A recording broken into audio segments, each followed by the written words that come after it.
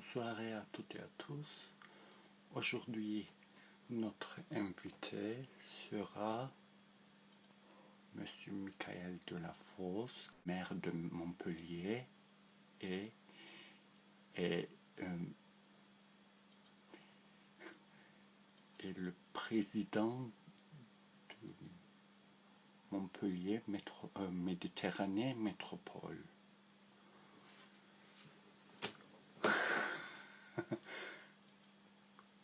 J'attends Monsieur le maire.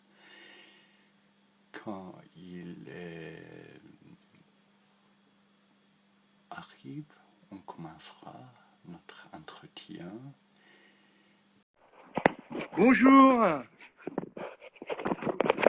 Bonjour, Alors, allez-vous? on va s'installer. On va essayer de mettre ça. Ah voilà, il y a même. Merci de cette invitation. Très heureux de se voir Ah, en visio. merci. Bonjour. Tout d'abord, félicitations pour votre élection municipale. Merci beaucoup. Comment ça se Hein? passe depuis 4 mois? Comment ça se passe l'expérience? Comment? Euh, très intense, parce que avec la pandémie, ça a rajouté beaucoup de difficultés. Et donc, Oui. c'est pas simple, mais on a tenu à bien mettre en œuvre tout de suite les orientations de notre programme pour que les gens se disent, enfin, en France en ce moment, on traverse une grave crise de confiance dans la démocratie représentative. Et moi, je m'attache à vraiment montrer qu'on met en œuvre, on tient nos promesses. Voilà. Et donc, ça fait que le rythme est très intense. Et à cela, voilà, se rajoute la crise. Et puis, il y a une ambiance en France qui est quand même un peu compliquée, quoi. Il y a une forme de pessimisme qui est très présent, et donc il faut essayer de conjurer, voilà. Et est-ce que les mesures prises sont-elles suffisantes pour vous? Jamais assez. Oui. Moi, je suis très content d'avoir pu commencer. J'avais fait une campagne pour la gratuité des transports, Oui. tramway, bus, en disant, ça permet de faire des économies et d'améliorer la qualité de l'air et d'agir pour le climat. Et donc, on a mis en place ça dès tous les week-ends, puis on va aller progressivement. Et là, ça marche très bien. Donc, c'est très satisfaisant. Donc voilà, et les gens nous le disent, disent on sent que vous êtes au travail, que ça avance. Donc c'est bien. On prend pas de tomates, quoi. Oui. Euh, Et pour vous, vous avez commencé depuis 4 mois.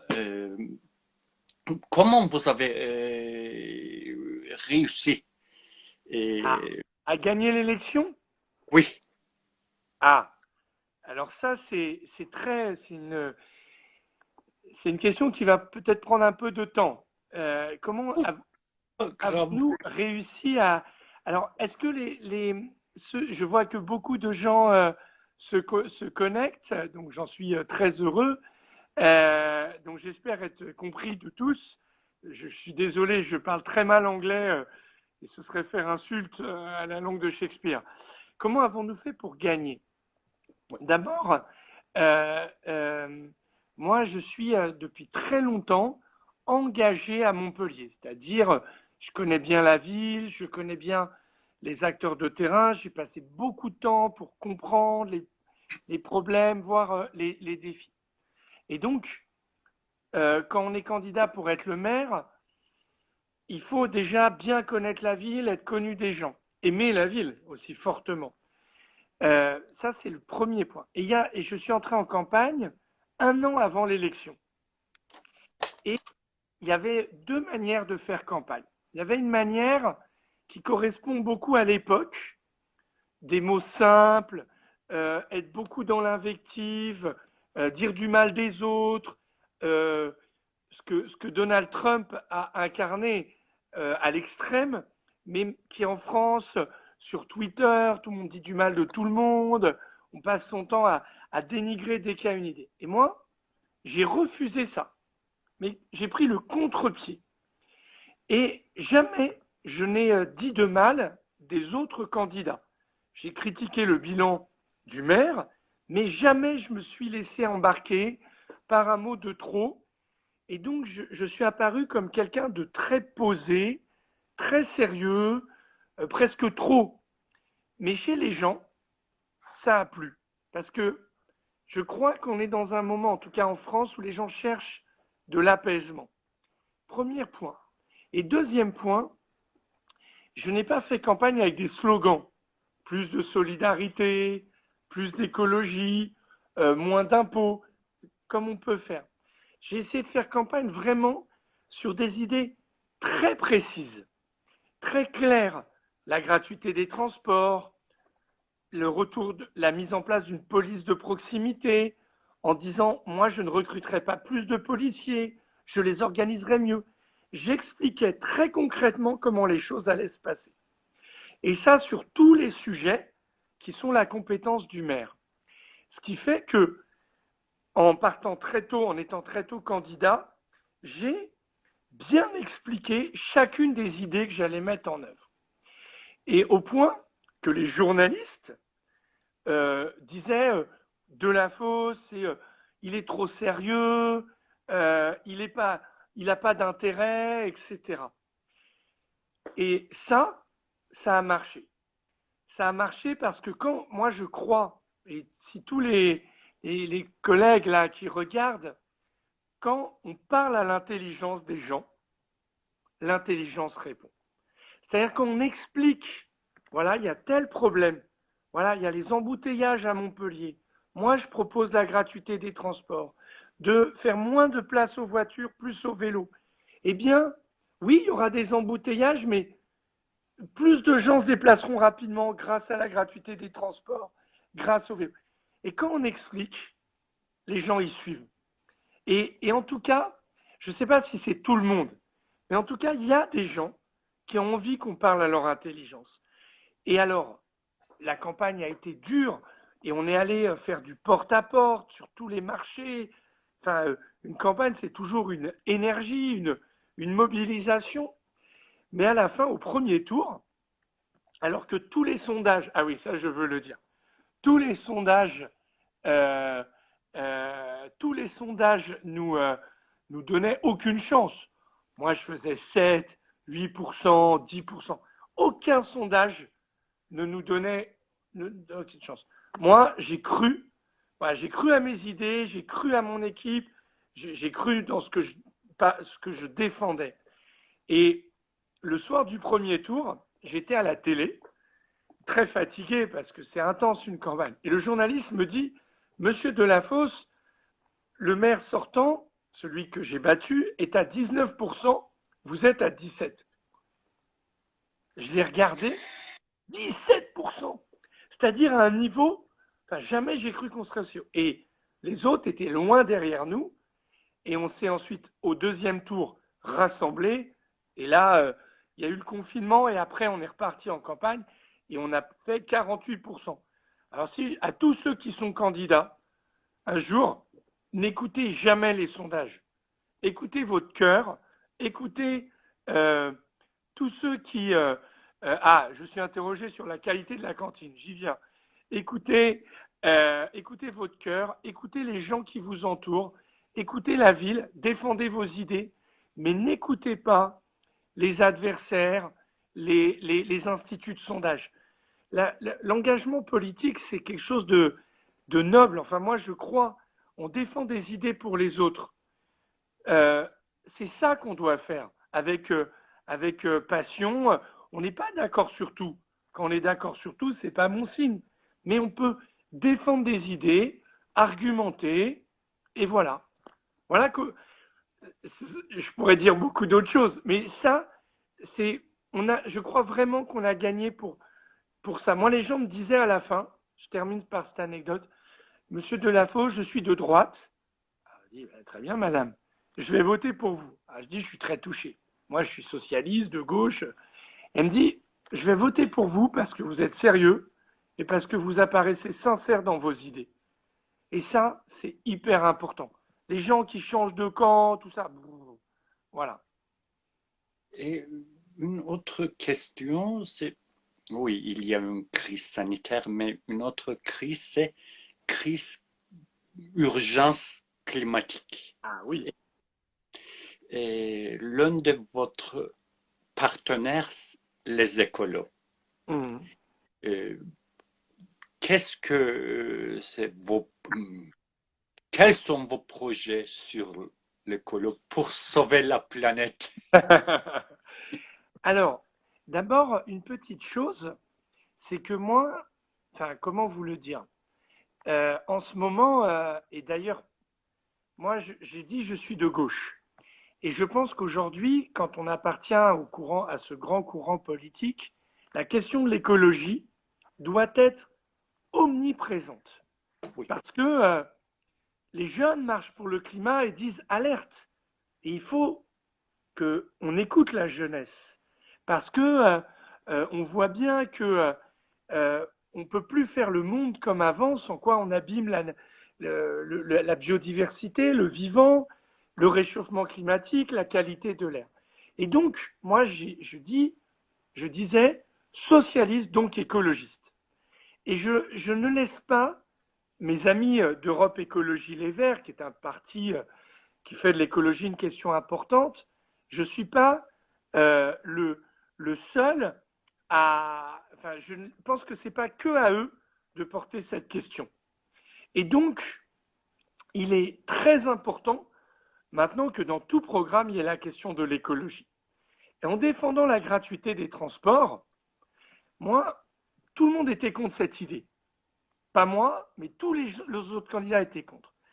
Et je disais, la gratuité des transports, c'est l'écologie, c'est-à-dire les transports qui n'émettent pas de CO2, qui n'abîment pas la qualité de l'air qu'on respire, accessible à tous. Et donc, ce n'est pas une écologie qui est contre les gens des classes moyennes, les gens plus pauvres. Parce que moi, je crois que l'écologie, c'est une chance. Et ça doit entraîner. Donc, on a parlé de gratuité des transports, mettre en sécurité les vélos, que les enfants puissent aller à l'école à pied plutôt qu'être portés en voiture parce que les parents ont peur. Donc, sécuriser. Ensuite, je sais qu'à Istanbul, il y a des débats très forts là-dessus sur la place des parcs. Et nous aussi, on a porté cela pour reconnecter la ville et nos vies à la nature. Par exemple, dans l'urbanisme, on a défendu des corridors de biodiversité. On a défendu des parcs où on peut se rendre très. Voilà, quand on a été confiné, il y a des gens qui vivent dans des appartements, ils n'ont pas de jardin. Et donc, il faut des grands parcs. Et puis, c'est continuer les transports. On va faire une 5e ligne de tramway. On va faire des bus à haut niveau de service. Et puis, on va travailler sur nous. Parce que nous, on va pas, je ne sais pas si nous, on va sauver la Terre de la catastrophe, de l'urgence écologique. Mais nous, on doit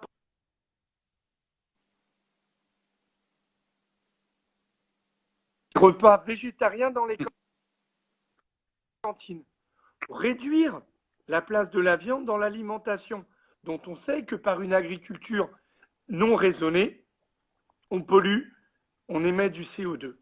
On essaye de travailler sur des circuits courts pour notre alimentation, pour que nos comportements soient plus respectueux de l'environnement. Et moi, ce que je dis en tant que maire de Montpellier, c'est plus nous en ferons nous, mieux ce sera. Et plus on donnera des exemples pour ailleurs. Et moi, je voudrais terminer là-dessus. Moi, je voudrais dire une chose parce que, enfin, je voudrais vous dire une chose. Aujourd'hui, on a peur. Les jeunes de 16-17 ans, ils se disent, est-ce que le monde va continuer à exister avec le réchauffement climatique? Et donc, il y a des peurs. Et moi, je considère qu'un leader, quelle que soit sa position, c'est de conjurer les peurs, de surmonter les peurs, pas de jouer sur les peurs, mais de dompter les peurs. Et donc, faire des choix, les transports, l'alimentation, etc. Et je le dis, il y a 30 ans, l'humanité avait le trou de la couche d'ozone. Et quand nous, on grandissait, moi enfant, on me parlait de ça et ça faisait peur. Mais les États, les citoyens, les associations, eh bien, se sont mobilisés. Et aujourd'hui, le trou de la couche d'ozone se réduit.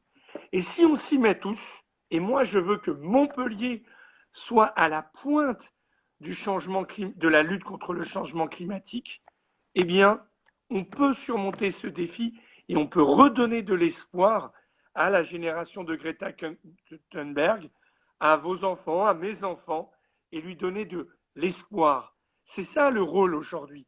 C'est pas de jouer sur les peurs. Il y aura fin du monde si on fait rien. Si on s'y met, on va y arriver. Euh, une autre question. Depuis notre quartier, j'habite un quartier très simple. Où ça? J'ai pas entendu. J'habite dans qui est très central d'Istanbul, Ah, Şişli. très central. Lequel? Très Şişli. Chichelé, ok. Euh, très proche à Taksim. À Et la fameuse autant place Taksim, où il y a eu une lutte citoyenne très importante entre le pouvoir central et le pouvoir local. Avec, je crois que le maire d'Istanbul est vrai, enfin, j'ai l'impression que c'est quelqu'un de bien là. Hein, enfin, oui, je je suis voulais. un peu de loin euh, par. nous votons généralement les habitants de notre quartier votent généralement au centre-gauche, aux sociaux-démocrates. Mais notre métropole, depuis 25 ans, pour la première fois, en 2019, ils ont voté un candidat de gauche, de centre. Ah. Mais il y a une alliance très inclassable. Les socialistes, les progressistes, les centres-droites, même nationalistes, même les islamistes aussi ont voté pour lui pour battre AKP. AKP. Et y aura-t-il une coopération avec Istanbul Ah, comme jumelage? ce serait un grand honneur pour Montpellier, tant Istanbul est une cité au destin incroyable. Byzance, Constantinople, Istanbul, son histoire, celle de la Corne d'Or et d'autres choses. Mais aujourd'hui, Istanbul est une ville-monde cosmopolite, avec, de ce que j'en perçois, une jeunesse qui aspire à écrire de nouvelles pages de la modernité en Turquie, qui, je crois, est un enjeu très, très important dans un pays qui est une puissance qui compte hein, et avec laquelle il faut, il faut. Je suis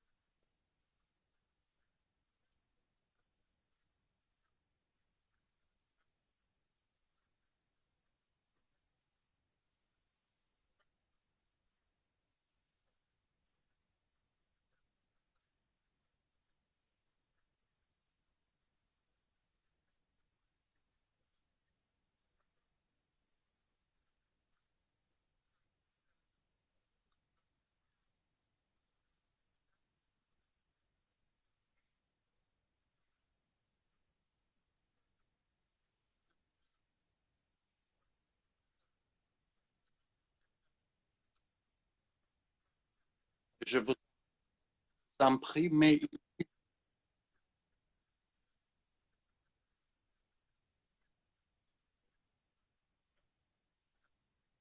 Monsieur le maire, ils disent il n'y a pas de son maintenant. Je ne sais pas pourquoi. Il n'y a pas de J'entends votre son, j'entends votre son, mais il n'y a pas plus de son.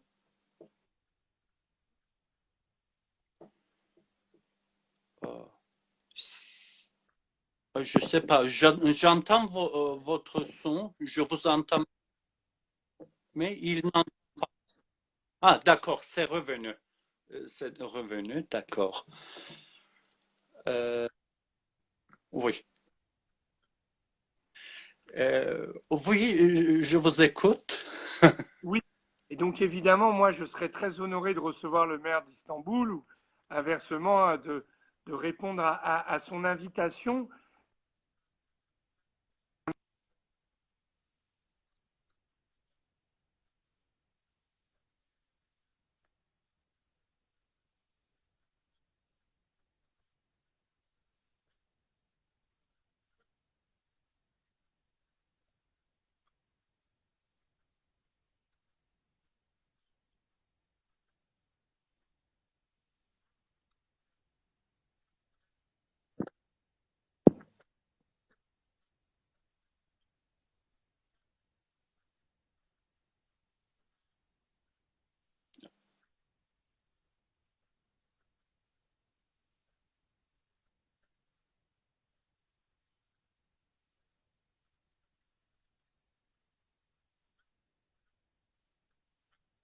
Ah, Euh, il n'y a pas de son. Ils disent encore, il n'y a pas de ouais. son. Ils n'entendent. Et là, J'entends, je vous entends, mais ouais, ils disent je que vois. nous n'entendons plus. Maintenant, y a-t-il de son? Y a-t-il de son? Y a-t-il du son? Pas de son. Ah, c'est Instagram. Ouais, on est sur. Ah, ça y est, c'est revenu visiblement. D'accord, d'accord, Désolé, c'est hein. pas, pas de son, on ne vous entend pas. Ah, d'accord, c'est bon, d'accord, C'est c'est bon. bien. Euh, je veux parler aussi sur votre vie activiste et militante. Ah, militant. Ah oui. Oui, vous êtes euh, depuis 27 ans, vous êtes membre du Parti socialiste, mais Hmm. vous n'êtes pas âgé, vous n'êtes pas vieux. C'est gentil. Euh, y a, Euh, et vous êtes l'un des fondateurs de UNEL. de syndicat, hein, oui. Oh, vous Oui, savez des choses, vous. oui. Euh, Quand mon professeur dit il y a une union nationale lycéenne, j'ai dit, oh, quelle bonne chose, quelle bonne chose.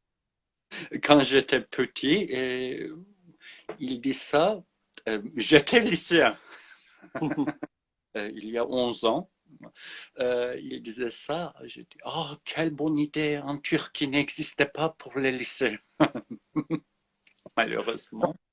En, en France, il existe une tradition d'engagement chez les jeunes,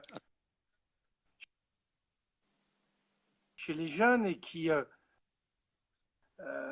très active encore aujourd'hui et c'est tant mieux. Et d'ailleurs, je passe souvent du temps, j'essaye de consacrer aux jeunes qui n'ont pas encore le droit de vote. Mais je trouve que c'est essentiel d'abord de dialoguer pour eux, mais aussi pour moi parce qu'on apprend beaucoup de la jeunesse.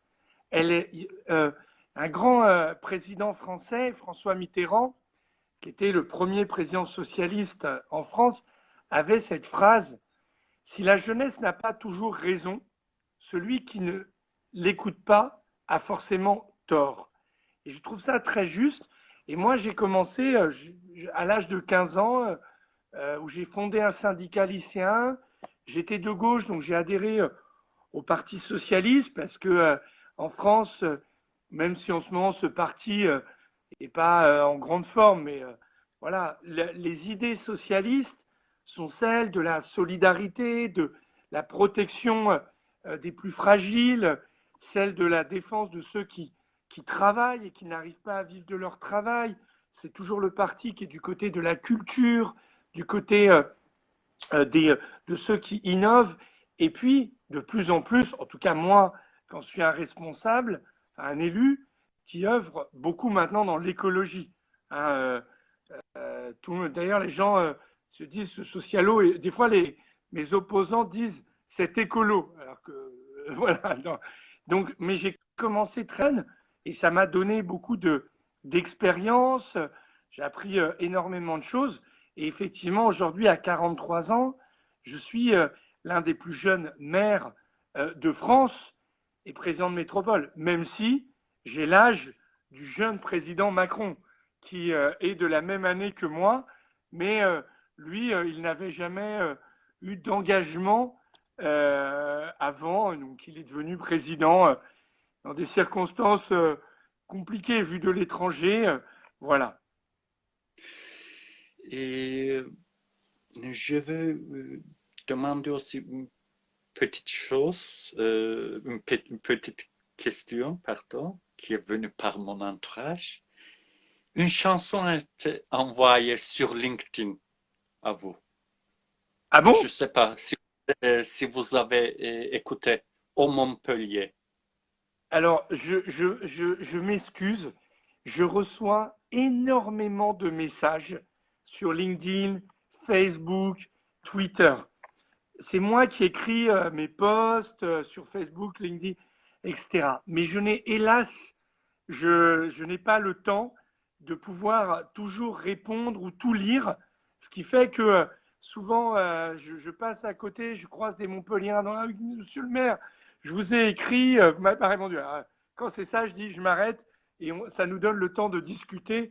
C'est d'ailleurs beaucoup plus sympa, mais je vais essayer d'aller retrouver la chanson sur LinkedIn et si la personne m'entend, qu'elle m'excuse, je pense qu'elle comprend. Dans un agenda de maire, il y a des milliers de choses dans une journée. Passionné de musique et un amateur de musique aussi, qui est mon prof de Très sociologie, bien. qui est diplômé de Paul Valéry. Ah, qui était Oui, mon université. oui, oui, oui. Il dit ça, il faut partager ça, il dit. Très bien. Ancien stand du groupe socialiste au Parlement européen aussi. Ah, Oui, il est un sociologue, un spécialiste. Il dit ça, il demande, pose cette question, dit, et si il a écouté, qu'est-ce qu'il pense sur cette chanson aussi, et il a dit ça. je vais l'écouter sur LinkedIn et je lui répondrai. Ah, d'accord, Je- merci. Et en plus, une question aussi sur vos projets. Depuis 4 mois, vous avez fait quelques projets, mais euh, après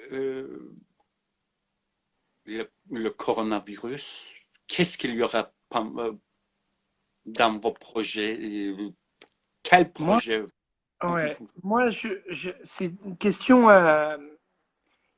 En France, il y a eu un débat pendant le premier confinement de gens qui ont parlé du monde d'après.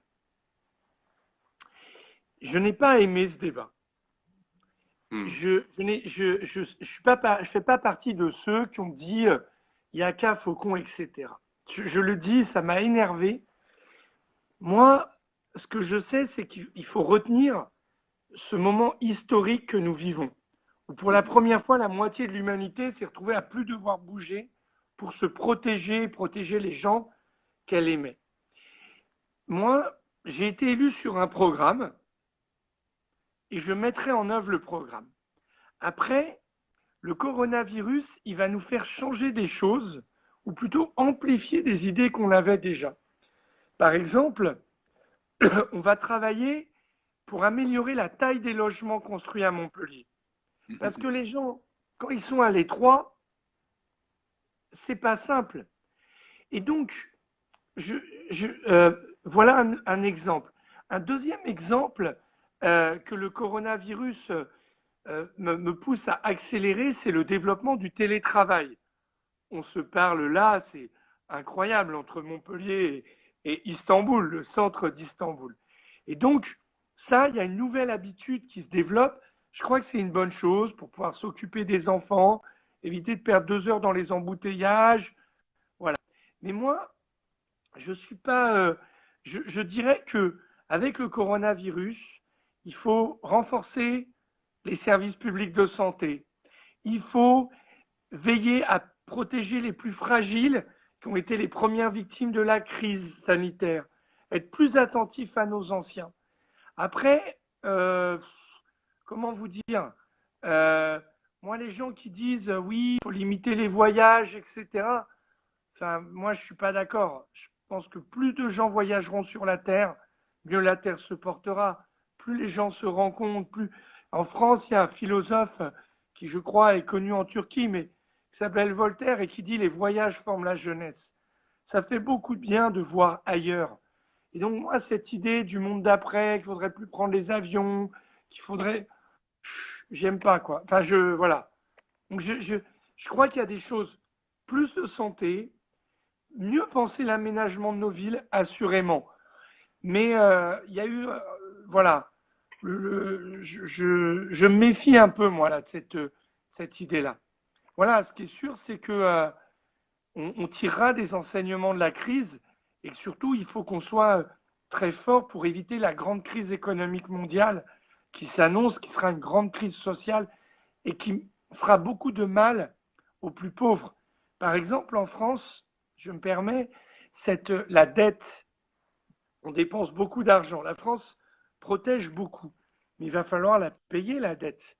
Et moi, c'est pas aux gens pauvres de payer la dette en sacrifiant des services publics. Et c'est pour ça que je défendrais l'idée que les revenus les plus riches financent une partie de la dette, parce que ça ne doit pas se faire au détriment de la santé, de l'éducation, de la sécurité. Voilà, je suis très attentif à cela. J'ai une autre question. En tant que vice-président du conseil, pardon, de l'Assemblée euh, de culture, tourisme et des arts du Conseil quartier populaire, moi, je vous demande ça. Vous pouvez partager vos projets sur la culture, sur les Ah, activités. Pour moi, c'est très important. très important.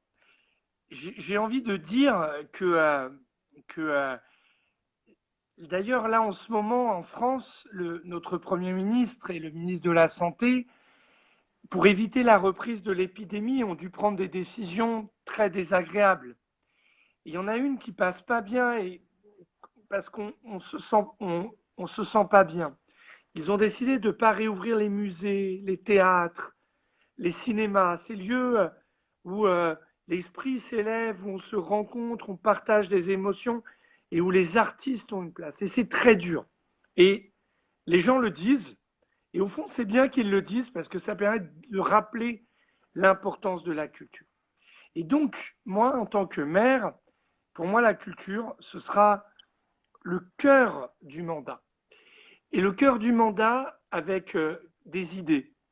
D'abord de l'hospitalité pour les artistes, pour tous ceux qui créent, tous ceux qui ont cette sensibilité. Et ils ont un besoin à Montpellier d'avoir des lieux pour être accueillis, pour créer, pour dialoguer avec la population. Donc une ville hospitalière pour les artistes.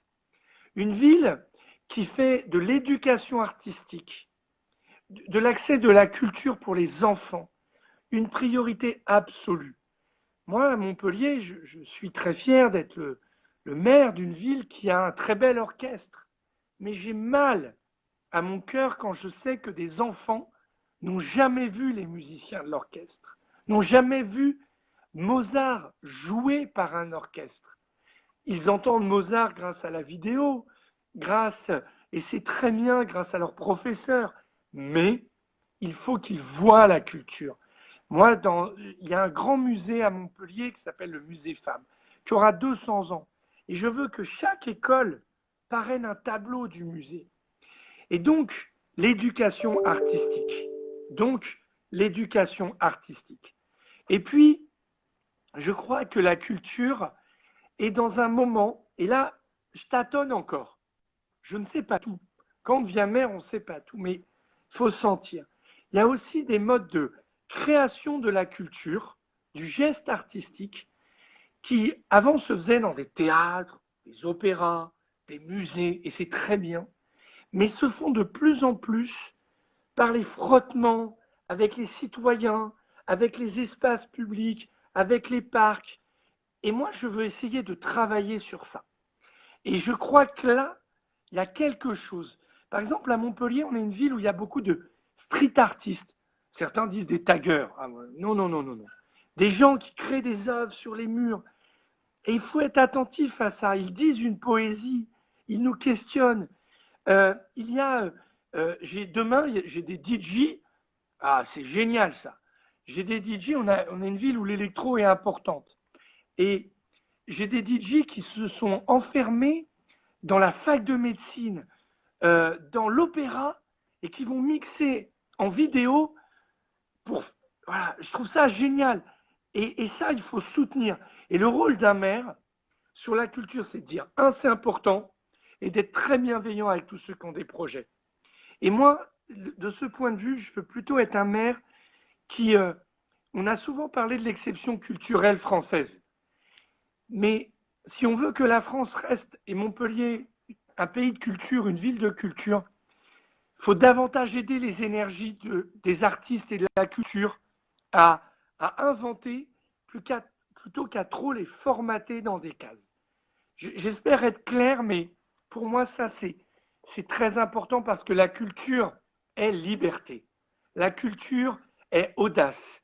La culture, c'est nous amener là où on ne pense pas aller. Voilà, du point de vue de nos émotions. Et finalement, c'est laisser des transgressions. C'est laisser des. C'est toujours un. Et donc, moi, avec les moyens publics, l'argent, je dois essayer d'aider à cette liberté-là. Voilà comment je vois les choses. J'aimerais vous dire, si vous venez à Montpellier l'été prochain, s'il y avait une grande scène ouverte au Pérou, qui est un endroit merveilleux de la ville, et il y a des concerts, des spectacles de danse, et que finalement, des gens qui n'ont jamais vu un orchestre, qui n'ont jamais vu un chorégraphe, font cette rencontre en accueillant, ce serait formidable. Et puis, je voudrais le dire, moi je souhaite que Montpellier accueille des artistes du monde entier, qu'on voit des formes d'expression artistique des rives de la Méditerranée. Cette mer où des hommes et des femmes meurent parce qu'ils migrent. Mais cette mer, nos ancêtres, nos aïeux latins disaient Mare Nostrum, notre mer. Et moi, j'ai envie qu'à Montpellier, on se retrouve autour de la culture. Et j'ai une chance, je le dis, je ne suis pas un grand soutien du président de la République, au sens, il a son camp, j'ai le mien, on se chamaille. Bon. Mais il me fait un très beau cadeau et je l'en remercie. On va accueillir le sommet Afrique-France. Et ce sommet, il a souhaité, et je trouve ça génial, il a souhaité qu'il soit tourné sur les artistes, les sportifs, les jeunes leaders, les chefs d'entreprise, l'Afrique de demain, et que tout ça soit mis à l'honneur à Montpellier. Bon, c'est une chance extraordinaire et ça va être un accélérateur. Parce que moi, je sais que aujourd'hui au Burkina Faso, je sais que euh, dans plein de pays du monde, il y a des jeunesses qui ont envie de créer. Et j'ai envie de dire à Montpellier, grâce à nos directeurs de théâtre, de musées, on peut vous accueillir. Et il y a un maire qui est très favorable à ça. Moi, je n'ai pas envie de défendre l'existant. Je terminerai sur cette phrase, ce propos. Il existe à Montpellier, il y a un très grand philosophe, sociologue français, Edgar Morin. Je ne sais pas s'il est très connu en Turquie, formidable. Edgar Morin a 99 ans et il est un des phares de la pensée en France. Et il a cette phrase. Il dit tout ce qui ne se régénère pas dégénère. Et la culture est un moyen pour nos sociétés de nous régénérer. Et moi, je préfère plus de culture que de tribunes pour nous régénérer, finalement, que de tribunes pour dire le monde d'après. Moi, le monde auquel je crois est un monde où la culture est un acte permanent de liberté et mise en partage. Euh, En Turquie, la culture est un peu dans une condition difficile. C'est vrai.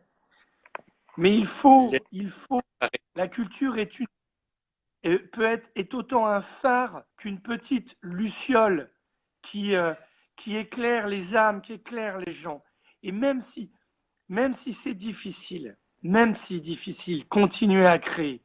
Après la grande crise économique de 2008, l'effondrement du capitalisme partout, qui a mis à mal beaucoup de pays et nos frères grecs, espagnols, italiens, eh bien, malgré la crise économique, c'est sans doute dans ces pays que le geste artistique a été le plus fort. Moi, j'en parle souvent avec des gens qui se sont intéressés à ces sujets. Euh, les artistes grecs ont dit des choses très fortes quand on nous les a découverts en France. Waouh! Et donc, il faut tenir. La culture est un phare. Elle doit être un phare de l'humanité, mais elle est une luciole autour de nous. Donc même si les institutions ne sont pas toujours là financièrement, matériellement, il faut tenir. C'est d'ailleurs la culture qui nous fait résister aux fanatiques, aux obscurantistes, au fascisme, aujourd'hui à l'intégrisme religieux, qu'il soit musulman, chrétien, tous ces folies qui détruisent les hommes. Donc tenir, voilà, je crois, la culture, c'est une espérance. Exactement. Je suis tout à fait d'accord avec vous. Euh, en plus, je veux dire, je veux poser, selon vous, pour le 2021, vous pensez qu'il y aura un rassemblement de la gauche partout? Je voudrais, Je oui, demande. je, alors évidemment, j'aimerais en France, mais je suis assez pessimiste. En tout cas, moi, j'œuvrerais au rassemblement de la gauche. Mais la gauche, elle a un rôle à Montpellier, en France, en Europe, en Turquie, partout où nous croyons à l'idée de progrès.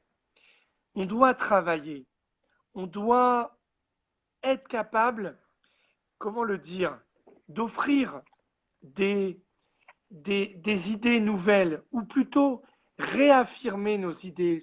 Cet échange autour de la culture est un engagement de la gauche.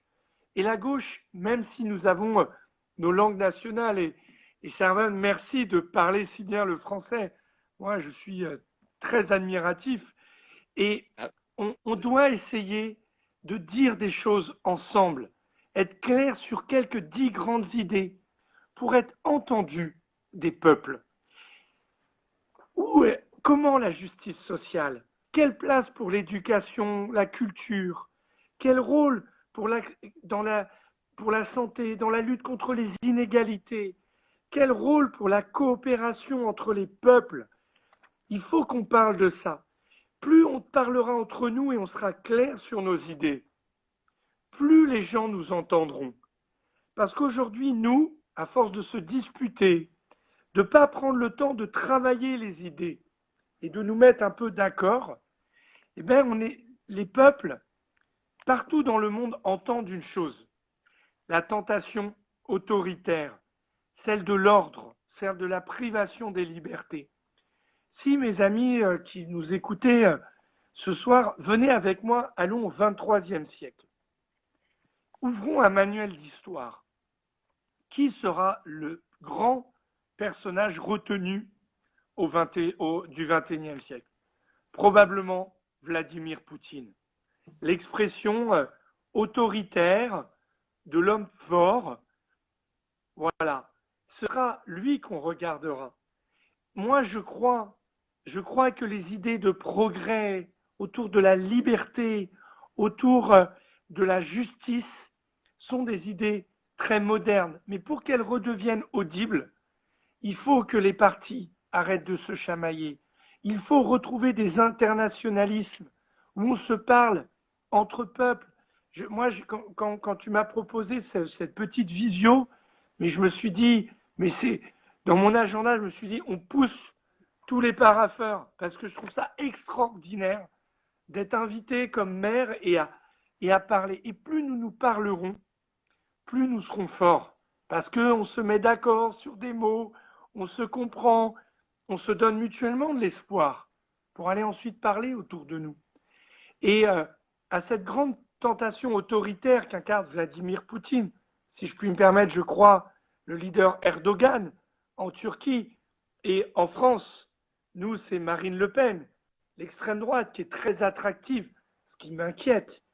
Eh bien, il faut que les petites lucioles qui croient dans le progrès, la liberté des artistes, la liberté d'entreprendre, la liberté d'expression naturellement, la liberté de croire ou de ne pas croire, la lutte contre les inégalités à l'échelle du monde, à l'échelle du pays, à l'échelle d'un territoire, eh bien les lucioles, elles se rassemblent, elles font plus de lumière et elles sont plus attractives. Voilà. Et donc, nous, un président de la République française que je n'aime pas du tout, le président Sarkozy, il avait une idée super. Faire une union de la Méditerranée. Hmm. Si nous étions unis, les peuples marocains, tunisiens, algériens, turcs, français, italiens, grecs, espagnols, autour de la Méditerranée, nous surmonterions ensemble la crise des migrants. Nous travaillerons ensemble à notre action pour préserver notre mer du changement climatique. Et puis, en faisant ça, on se parlerait autour de la culture, etc. C'était une bonne idée. C'est une idée généreuse qu'on doit reprendre, que les gauches, en France, en Turquie, en Italie, euh, au Maroc, partout, devrions défendre. Et plus on parle, plus on convainc, plus on parle ensemble, plus on parle fort. Et nos idées ont vocation à être fortes face au repli sur soi, au nationalisme, aux tentations autoritaires. Voilà, on doit. Et donc en France, bah, c'est un peu ce qu'on doit faire. Et comme beaucoup de pays ou de gens espèrent de la France, eh bien, je mesure la responsabilité aussi qui est la nôtre. Mais la gauche ne reviendra que par les idées, pas par les querelles, pas en disant du mal des autres. Elle reviendra parce qu'elle représentera un espoir. Euh, Juste une dernière question, car il n'y a pas assez de temps pour lui. Hélas. Euh, pour moi, Montpellier, c'est très important, car j'étais à l'hôpital, une Oui, opération très grave sur tumeur. Euh, En 2013, en mai 2013, j'ai regardé les nouvelles et le premier mariage homosexuel a été célébré à Montpellier. C'était oui, très important pour moi. J'ai suivi pendant la nuit, de la nuit au matin, aux, à l'Assemblée nationale et au Sénat, tous les débats. Euh, le mariage homosexuel, je ne suis pas homosexuel, mais pour moi, c'était très important. Euh, euh, car chose très, comment dire, il y a un facteur. Mon prof, Madame Virginie Descoutures, était un des conseillers pendant la commission. Elle a écrit Les mères lesbiennes. Elle était favorable au mariage. Et, et Monsieur Erwan Binet a demandé ah, bien, ouais, non. ses idées, qu'est-ce que vous pensez, etc. Elle dit, je suis favorable au mariage, il faut inscrire l'adoption aussi. Elle dit ça. Pour moi, c'était une chose très, très importante, car c'est une liberté, égalité, fraternité. C'est extrêmement touchant. Je suis très ému. Je suis assis là dans le fauteuil d'une femme qui était Hélène Mandroux, maire de Montpellier, et qui a incarné, à côté d'une autre femme exceptionnelle en France, qui est Christiane Taubira, qui a Vraiment, dire beau. porté contre toute la violence verbale, l'outrance, cette idée que il faut permettre aux gens qui s'aiment de pouvoir se le dire devant Marianne, qui est un symbole très fort en France, et que les gens qui s'aiment, ils doivent être protégés juridiquement, comme tout le monde, comme tout le monde. Et pour Montpellier, quand on est le maire de Montpellier, en tout cas moi je suis un grand ami d'Hélène Mandroux, et quand on est montpelliérain, c'est un élément de l'identité humaniste de notre ville. À Montpellier, nous avons, quand j'avais 18 ans, je participais à des Gay Pride tous les ans et chacun s'habillait comme il voulait. C'était l'exubérance dans la ville. Alors des fois, les regards étaient comme ça.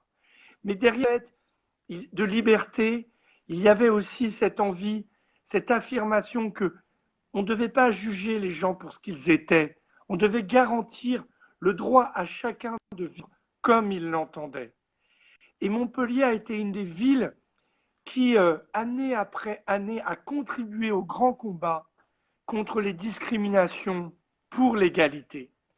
Et ça, dans l'histoire récente de la ville, c'est quelque chose de très fort.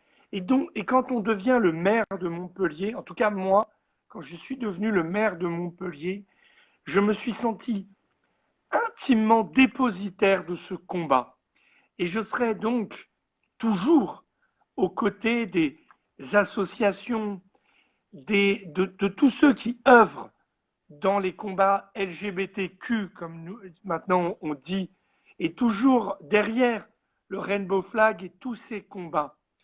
Et nous allons par exemple former notre police municipale qui est garante du respect de nos lois, eh bien, à lutter contre l'homophobie qu'on peut entendre dans la rue, ces insultes insupportables, sale pédé, tarlouse, ces choses qui n'ont pas à être prononcées et qui sont d'ailleurs des délits. Et donc l'autorité publique sera là, tout comme nous allons continuer à travailler sur la lutte contre le sida, qui est une maladie qui malheureusement frappe encore à Montpellier, en particulier les publics, euh, les personnes homosexuelles qui, dans la fête montpelliéraine, parfois ne se protègent pas assez. Et donc, voilà, mais je le dis aussi, comme maire de Montpellier, je serai toujours, partout dans le monde, aux côtés de tous ceux qui sont victimes de l'homophobie, de tous ceux, de tous ceux qui luttent pour que l'homosexualité ne soit pas un délit. Être maire de Montpellier, c'est un des engagements internationaux de la ville. Bien sûr aussi sur les questions racistes et de harcèlement de rue, madame, ou monsieur, j'ai pas vu. Mais être maire de Montpellier, voyez, je le dis, on a beaucoup d'étudiants étrangers qui viennent, etc. Toujours, nous parlerons de cela pour dire, pour partager ce combat, pour que quand on repart dans son pays, on œuvre à faire reculer les discriminations, l'homophobie. Je le dis parce que, voilà, c'est une ville où nous avons, je dis nous avons beaucoup combattu. Et je vais finir sous forme d'anecdote. Aujourd'hui, comme maire, je célèbre des mariages. C'est normal. Et j'ai eu un immense cadeau. C'est l'anecdote très personnelle. J'ai eu une lettre d'un jeune couple qui s'est rencontré au moment du confinement. Et voilà, ils s'aiment à la folie. Ils se sont mariés. Et ils auraient été très honorés. Ils ont été très honorés. Ils m'ont demandé que ce soit moi. Donc je suis évidemment libéré.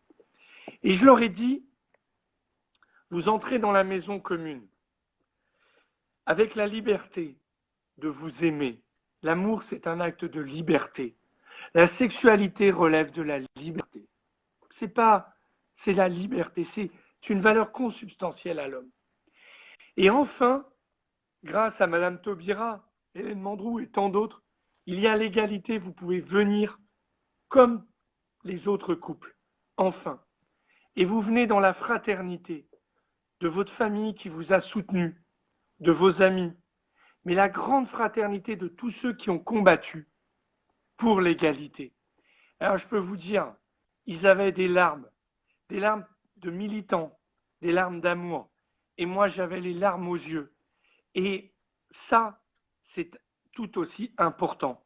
Voilà. Et donc, vraiment, notre ville, Montpellier, mais dans d'autres villes du monde, partout des Gay Pride, partout des Rainbow Flag, partout lutter pour les droits d'être ce que l'on a envie d'être. Combattons les obscurantismes, combattons les forces de la régression. Là aussi, la gauche doit parler haut et fort. C'était essentiel, cela. Et chacun, moi comme maire, comme militant, chacun, on peut, à notre petite échelle, œuvrer.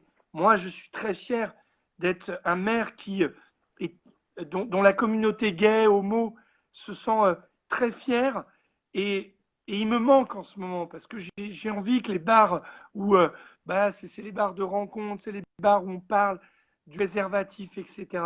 Et d'être à leur côté pour leur dire que un petit bout de la République est toujours de leur côté. C'est très important. Merci Aussi, beaucoup, monsieur. merci.